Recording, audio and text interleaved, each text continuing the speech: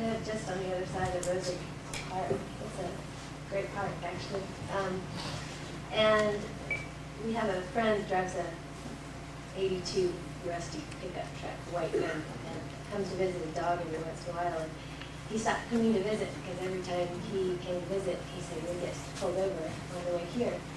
And one time we actually came to the door too, wanted to see that we actually were watching a dog, met the dog. And don't get me wrong, I'm glad they're out doing what they're doing, and it's good to see them. But one word I'm surprised I haven't heard a lot tonight is context. That it's contrast within context. There was an example on the movie about a black man in a white neighborhood, a white man in a black neighborhood, and whatever there's contrast within a context, it seems to be kind of flag. And then maybe it's not so much an issue of racially profiling an individual, but profiling a context based on race as a flag. And I guess my question to the chief would be, how, in such a gray area, how are you educating your, how are you training the police officers to understand when context is either bias that is bad or an alert to probable cause? How do you educate your staff to understand that gray area?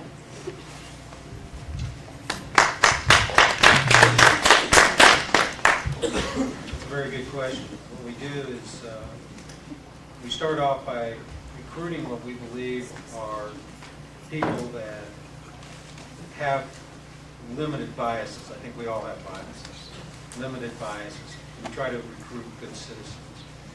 And in the academy, they receive hours on diversity. They actually do a week plus at the University of Texas, we're in contract with the University of Texas, where they do our diversity training for the class. Recently, in our own audit, we found that we spent far more time on the firing range than we did teaching young police officers how to talk to the public. And so we hired a former professor from the University of Little Rock,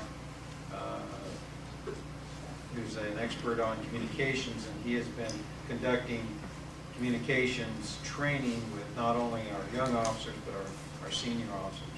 Each year, every 2 years, we comply with the law and provide 10 additional hours of diversity training. And in addition to that, in this cycle, we're also focusing on people with special needs. We teach Spanish to officers. Every officer in the academy gets 32 hours of Spanish because we think that it's important that growing population be able to tell their story, and sometimes when they get excited they can't speak English, they use their second language. It is difficult when you train police officers to be crime fighters and to put them in areas where there is crime, for them not to, in essence, because they want you to be safe, act, I want to say aggressively, and what they feel are doing the kinds of things that will reduce crime. For instance, stopping your friend, somehow there was some suspicious about his story, they went the extra mile and visited you to make sure that he belonged in the area. But I think that there is a way for us to go. And I think in areas where, and it's not just the African American community, it's in areas that have had a historical problem with crime and poor quality of life, that we tend to have these conflicts. We actually are comprised of about 11% African Americans on the department.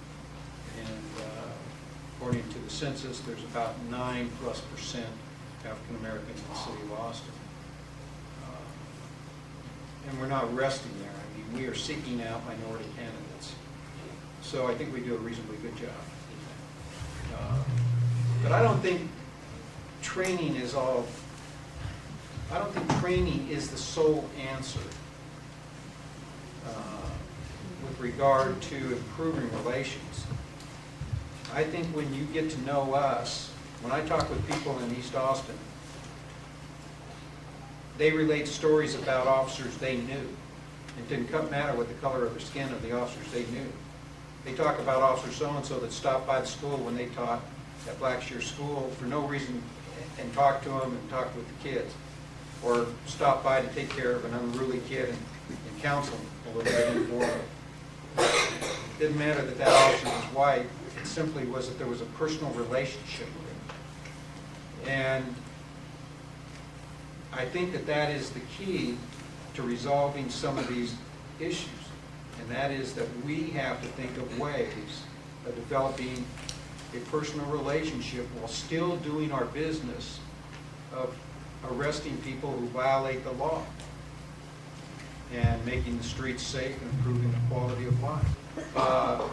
Why does Stan Nee, who's been searched every time since September 11th, I've gotten on a plane, I've had my shoes taken off, belt buckle taken off, blah, blah, blah. Why are they doing, do I look like a terrorist? Yes. I walked into that one. We were just sitting waiting for that. And you know, people are saying, why not just search Middle Eastern males? And people in high places are saying that because of fear. So it's a question, I think, that it's an issue that we have to pay attention to.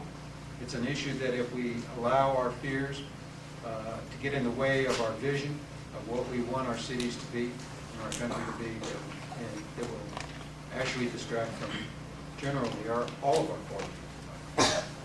For the record, the young lady mentioned that perhaps it was a contrast issue, and I think that she probably has a good point, but let's don't lose sight that when you're black, you don't fit into any other group. We can't be honorary white. We can't be temporary white. We're always black. And it doesn't matter what group we're in, no matter what setting we're in, we're going to always be black. Now, we may psychologically see ourselves as being something else because we've been programmed to live a certain way on the plantation, but the bottom line is still the same thing. When you look at it, we're all in the same boat. And that is not about context, because it doesn't matter where I am. I'm black. And so if there is a person who is wearing a badge, carrying a gun and a stick, and he has a problem that he may not even be aware of, and it may have been programmed that way since he was a baby, or she was a baby, and doesn't even know that he is a racist or a biased person, they may be operating based on what they believe is all right or okay. Because once upon a time, it was all right or okay in this country to lynch and hate. I believe that what we're talking about here is belief systems. We keep referring to behavior. But if you want to correct behavior, you can't fix behavior. You have to fix belief systems. And if we don't change belief systems, behavior will not change. You might modify it temporarily, but you don't change it unless you work on belief systems. So I think what we have to work on is the belief system. And the basic foundational belief is that all men and women are created equal, and they have equal rights under the law. Now, if you can ever get that into every individual who's in law enforcement, then those individuals can protect and serve everyone equally with the same amicable and equitable rights, as opposed to having to have diversity training or sensitivity training, because none of those trainings ever reach the mark. And I've said in some, and have actually been involved in some of them here, and I got to tell you, I have not been pleased with what I've seen as it relates to what officers get. And I know officers, good officers, black, white, and brown, who have confided it to me that they believe that they are not getting what they absolutely need in order to meet what the expectations are, particularly in the black community. So it might be that the perception of what is good is the thing that we have to deal with. And that perception is a function of the belief system. Because if you believe it is good based on your background, your experiential database, then your point of entry is different than my point of entry into the conversation. So if we want the behavior to change, if we want to, we can end racial profiling. It can be over tonight if we're willing to tackle the bigger issue of belief systems.